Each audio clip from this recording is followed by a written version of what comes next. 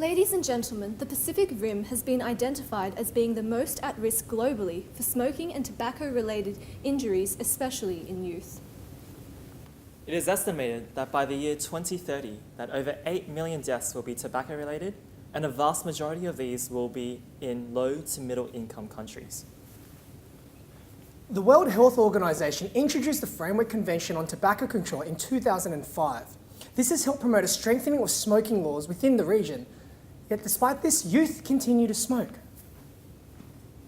Furthermore, these regulations have introduced a culture of tobacco smuggling in the region, indicating that current laws and restrictions are not adequate for tobacco control. The introduction of e-cigarettes has also posed a significant challenge for tobacco control. These products are targeted at youth and are increasingly popular in the Pacific Rim. To tackle this growing problem, we aim to use culturally appropriate methods to promote a smoke-free Pacific Rim, improve livelihood, and reduce global burden of disease. Here, we are proud to present to you our anti-tobacco campaign, Smokebusters.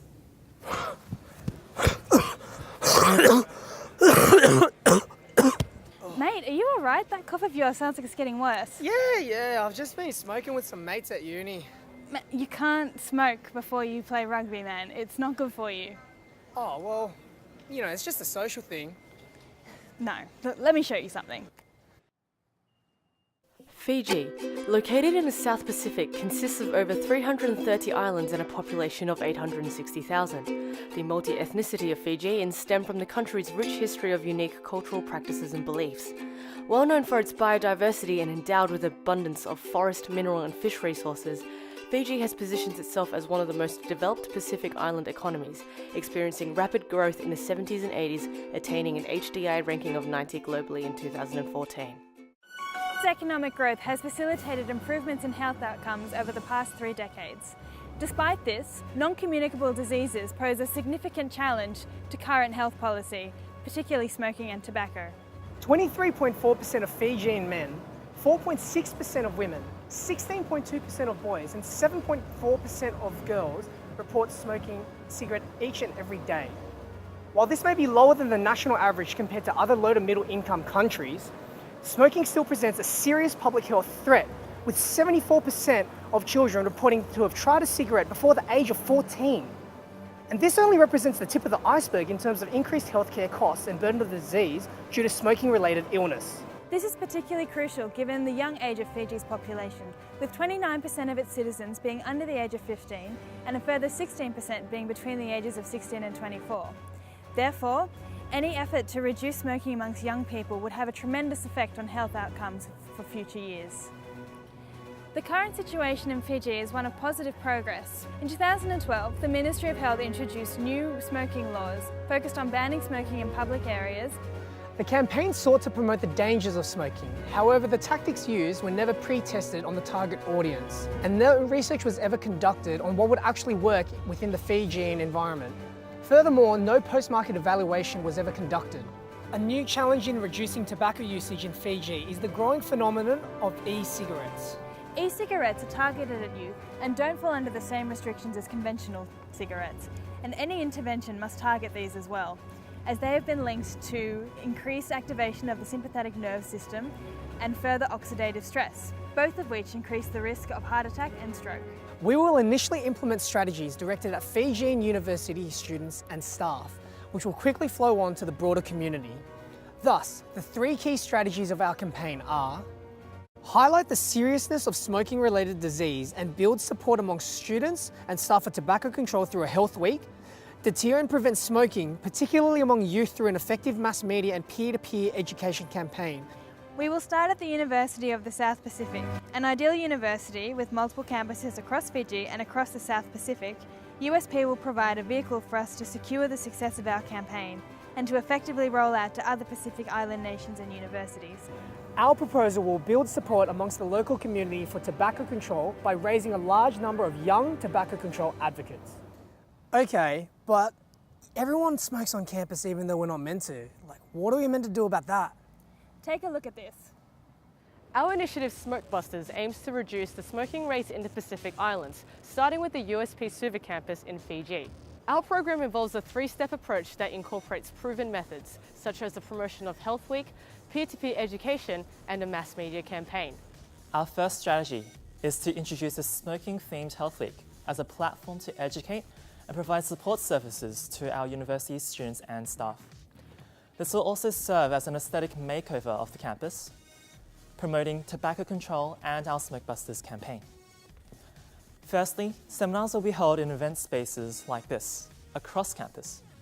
Local sporting heroes and USP alumni will be invited to discuss a range of modern challenges associated with becoming a tobacco-free generation. Universities can draw upon existing alumni networks while also addressing the cultural challenges of introducing smoking cessation within the Fijian communities. A range of events will also be offered at night for university staff and members of the public, which will help USP build as a hub to advocate anti-tobacco measures. Our model draws inspiration from the Minnesota Smoking Prevention Program, the Stop Smoking in Schools trial, known as ASSIST, and the SALSA program in New South Wales, Australia. Our Smokebusters program takes proven initiatives in changing smoking attitude and behaviour in youth adolescents and translates it for practice in the Fijian high school classroom. Firstly, our health educators will train a group of university students to act as facilitators and leaders for their peer-to-peer education network. Secondly, these students will teach a group of grade 12 students who have been elected by their peers at their respective schools. The role of these students is to go back to their school and run their own events, passing on this knowledge to students in grades 9 and 12. These student leaders will teach peer pressure resiliency and how to disarm socially challenging situations involving tobacco. The plan of our program is to eventually have a group of student leaders in each of Fiji's 150 secondary schools. These student leaders are highly beneficial for our campaign. They're cost effective because they're volunteers, and most importantly, we can equip a generation of high school students with public health knowledge and the ability to effectively become public health advocates in their schools and communities. It is our vision that by this, we can help build community support for further government legislation on tobacco control and can effectively overcome cultural norms around smoking that exist in communities. The third arm of our strategy involves extending our program objectives to the wider Fijian community. We will utilise social and mass media through apps and advertisements in order to promote smoking cessation. For our TV advert, we will interview a prominent figure in the Fijian cultural space, such as Waisali Saravi, the maestro of rugby sevens, about the impact of smoking on health. The second aspect will be an app that will allow users to log their daily smoking habits and show them how much money they have or would have saved if they cut back on their usage. We will also employ health statistics in order to show the impact of smoking on the human body. We will advertise our app on Fijian radio stations in both Itāukei and Hindi. In order to reduce costs, promote creativity, as well as cultural engagement, we will create a competition that will allow university students to be developers of this app. Lastly, given that approximately 99.3% of all Fijians subscribe to some form of religion, we plan to involve religious leaders in our program by offering them optional training sessions so that they can hold tobacco counselling sessions for their own congregations. We plan to begin by partnering with the Fiji Council of Churches, a precedent already set by the Minister for Women, Children and Poverty Alleviation. Our Smokebusters initiative is to be rolled out in 3 years. During year 1, we will contact Fiji's Department of Health, the National Centre for Health Promotion, as well as USP alumni to start organising logistics of Health Week. In year 2, we will roll out the Health Week and introduce the peer-to-peer education system. Year 3 will involve sustained media promotion and evaluation over our program. Our budget features 5 key components. Firstly, $100,000 devoted to operational costs and administration of our 3-year program.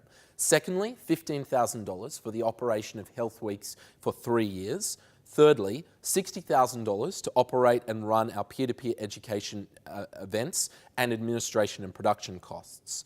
Fourthly, and second most expensively, $105,000 for the production of campaign materials, including videos, adverts, and print and media space. Lastly, $225,000 to buy up media space, including on social media, TV, and radio. There are 5 key strengths to our proposal. First, it's creative and dynamic because it uses multiple tactics and engages the youth. Secondly, it's a highly efficient use of resources by relying on volunteer labour and pre-existing alumni networks to deliver its aims. Thirdly, it's highly scalable, both in terms of cost and program template, where it can easily be rolled out to other USP campuses or other universities in the South Pacific. Fourth, it has both national and grassroots engagement, which ensures ongoing and widespread impact. Lastly, it has strong monitoring and evaluative practices. There are 5 key weaknesses of our proposal. Firstly, there are difficulties in data collection. Secondly, it has a lengthy peer-to-peer training process. Thirdly, long-term evaluation is needed to ensure its effectiveness. And fourthly, there are cultural barriers that need to be overcome. Lastly, and most significantly, there is a strong reliance on young people and volunteers, which means it's harder to build adult engagement and willingness to participate. There are 3 key opportunities from our campaign. First, a strong historical commitment and pre-existing local awareness about tobacco control measures that creates a large potential for future government legislation. Secondly, a large youth population that can take part and be affected by our campaign. And thirdly, a communicative and reliable donor.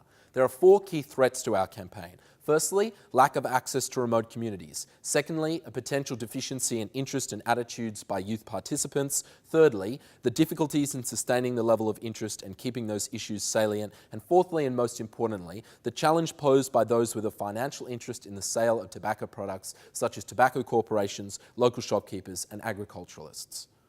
We're looking forward to making USP and all other campuses in the Pacific Islands smoke-free. Now, let's take a look at our rugby friends and see what they think about Smokebusters. Gee, I never thought about how smoking could stop me playing rugby. I don't even know why I smoke. I don't know either, man. Okay, all right. I'll go see those guys at uni. What were they called again? Smokebusters!